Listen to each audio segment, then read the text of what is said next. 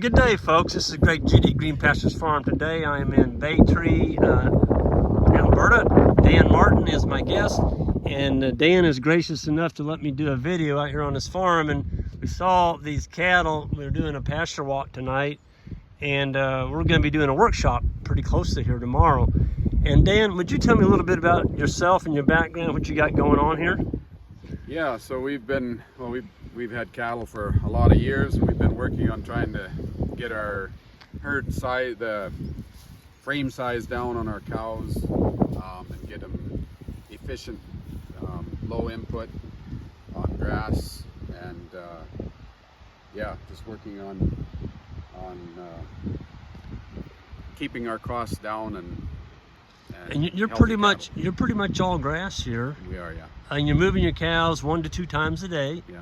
And you've got, I think you said earlier, 107. How many pairs are in? There's about 160 cows. 160 cows, and they're calving right now. Yeah, about halfway through calving. Yeah. Well, I was looking at the size of your cows and how slick they are. This is a good representative of the size. This little cow here, if you had to guess, would she be around 1,100, you reckon? Yeah, I would say so. 1,150 maybe. She's pretty fleshy, but. Why is she so slick? Are you shearing these cattle? No. It's just good feed, good pasture, and good, healthy cows. Yeah, she is. She's a beaut, folks. And so you started out with bigger cows. I mean. Yeah, I would have had, the base herd would have been a lot of Simmental and some Charolais blood in them, and so bigger frames. And we've been working with Red Angus, and yeah, got our cow size down probably from maybe a 1,400 pound average down to somewhere around 1,200, 1,150 or 1,200 pound average. Have you seen a difference in your bottom line since you've done that, as far as your feed, what it requires to keep them going? Yes, and we've made a lot of other changes too, going from earlier calving and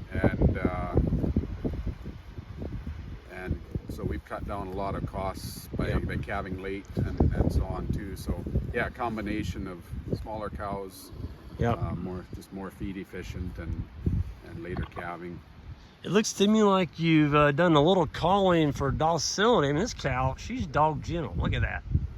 She's not scared of us. Yeah. You can't do this, Dan, with a lot of herds. You walk into it and they take off running. I'll do a pasture walk and we walk in the herd and they're gone. Yeah. You know, and your cows, I can tell they're pretty darn docile. Well, one thing I find too is when you're doing that daily or multiple times a day move. Yep. Boy, you're out there and they just get used to people being around. And, you're a good fella. Yeah. They recognize you as a good person. Yeah, that's right. Yeah. Yeah, they're not afraid of people. Yep. Well, the other thing you were talking about earlier on your water system, you've got a pretty nice, simple water system set up here. Would you explain what you got going on that? Yeah, so we've got this paddock, or this field is about it's a half a mile long, and we've got 3 watering points along the top side of it here, and it's all gravity fed from a dugout at the top end. So you're saying you don't have a pump or a pressure tank or nothing? No, it's all gravity, just a siphon out of the tank or out of the dugout, and good to go. And it's working like a charm. Yeah. Well, you know, if you can keep your cattle out of the mud and walking down into the muck, and they don't have to walk to get water very far, your gains go up too. Yeah, that's right. You know, yeah. I noticed right here, you put these cows in. When did you put these cows in this paddock? About 24 hours ago. Okay, there's manure paths everywhere. Yeah. We were on a farm here a while back, and it wasn't this kind of density by far. And you couldn't hardly find a manure path within 20 feet of each other. These are probably every 5 or 10 feet apart. Yeah.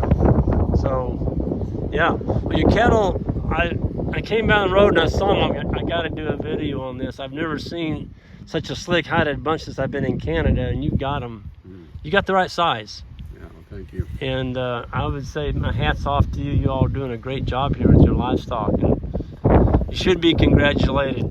On your forages, how'd you get this forage looking? How long have you been doing this on this particular paddock? Well, we've been grazing this way for probably 4 or 5 years on this paddock, and yeah, a lot of it's kind of native species, or just volunteer. Some of the grasses that just, I guess they're native grasses, quack grass and brome and timothy, but it's been reseeded probably about 10 years ago, I believe. Okay. 8 to 10 years ago. Yep. And yeah, we would have, the first years it was reseeded, we would have hated a couple of years and just kind of set stock grazed. And then probably about 4 years ago, we started grazing like this. Well, I noticed on your cattle, the tail heads on them and the tails themselves, you don't have any dirty tails in here. And I'm wondering, well, you must be pouring Ivomec on them to get all the worms out of them, the parasites. Can you tell me what you've done on that? We do absolutely nothing other than move the cows to keep them healthy. And oh, now come on, Dan, you're not Ivomecing them twice a year? No, we haven't Ivomec probably in 3 years, I think. That's awesome. That's awesome. Well, I can tell you this: your soil microbes are going to thank you for that. Your earthworms and stuff that are eating on the manure pads, anything that's going to take those manure pads, they'll eat them now. When you're Ivomecing them, they dung would. beetles, I didn't know what dung beetles were. Yep. A few years ago. Now you've got them. Really, yeah. That's awesome. Yeah. Yep. Well, this little heifer right here, that's a heifer right there, isn't it? She is, yeah. Gosh, she's a beaut. Yeah, she hasn't calved yet. Man. She's going to grow up and make a really nice cow. She's already slick. She's already lost her winter haircut. So those are the kind you can build a really profitable herd from. So, well, again, this is Dan, and I'm here in not British Columbia, Alberta. Mm-hmm. And folks are going to be having a workshop here tomorrow, and we're looking forward to that. And I'm going to go back out. I was tuned in on your cows. And this is just a peaceful setting to me. Looking at your cows, they're all laying down. A lot of them are chewing their cud, and they're fat. They're fat. They're good condition, and you want a cow to be in good condition when she calves. Mm-hmm. So with that, thank you, Dan. And folks, hit that subscribe button on the way out, and we'll see y'all next time.